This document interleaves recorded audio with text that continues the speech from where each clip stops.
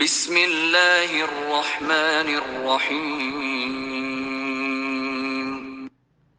فَإِن لَّمْ تَفْعَلُوا وَلَن تَفْعَلُوا فَاتَّقُوا النَّارَ الَّتِي وَقُودُهَا النَّاسُ وَالْحِجَارَةُ أُعِدَّتْ لِلْكَافِرِينَ۔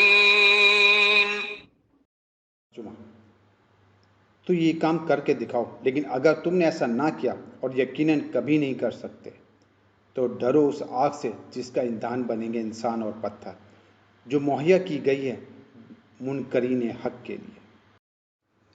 اس سے پہلے مکے میں کئی بار یہ چیلنج دیا جا چکا تھا کہ اگر تم اس قرآن کو انسان کی تصنیف سمجھتے ہو تو اس کے مانند کوئی کلام تصنیف کر کے دکھاؤ۔